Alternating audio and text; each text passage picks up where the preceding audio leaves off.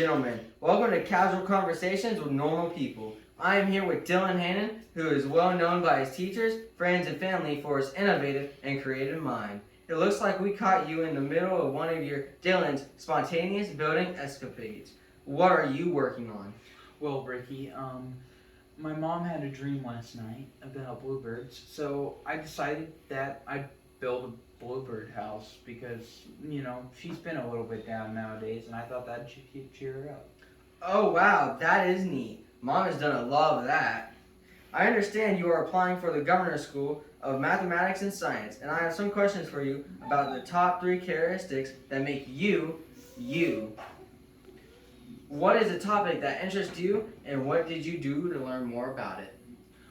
Well, Bob, in the elementary school, we talked about cash crops of colonial South Carolina, and tobacco was one of the prominent ones alongside cotton and indigo. But I noticed that my father and my grandfather occasionally smoked cigars, so I wanted to learn how to cultivate and produce tobacco so I could roll cigars for them, which eventually led to my interest in flying somehow. It's just spontaneous out of nowhere. I got interested in the field of flying, which led to me being interested in jet turbines and how they work. I invested hours of my time studying how they worked and how to put them together, and honestly, I'm glad that I did. Well, Dylan, I know that you're passionate about building. What is the most creative thing you ever built?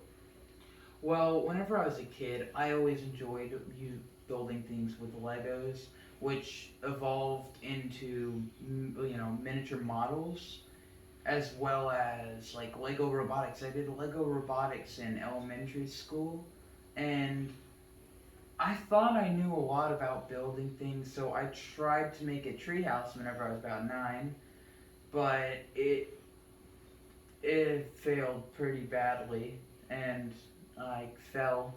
But I tried again years later, and I made a somewhat decent treehouse that stood up for a couple of months and then fell down, but it worked for the time being. Well, that's neat. Dylan, what is something in your life that led to you having to adapt and become versatile in your situation? Well, in my 6th grade years, we were moving around a lot, so I had to adapt to different middle schools. Like, I went to Deer Park Middle School, I went to Meavers Middle School, and then I finally ended up in DuBois Middle School, where I stayed in Dorchester District 2, and now I'm in high school. But throughout moving around all these different schools, I had to adapt to so many different social climates and so many different curriculums that the teachers were teaching. Everybody was teaching something different, at a different time during the year. Even though I switched schools, they were teaching something different, so I had to quickly get on page with whatever they were teaching. Wow. Well, we learned a lot about you. And ladies and gentlemen, that is it for Casual Conversations with Normal People. Well, just in case I don't see you again, good afternoon, good evening, and good night.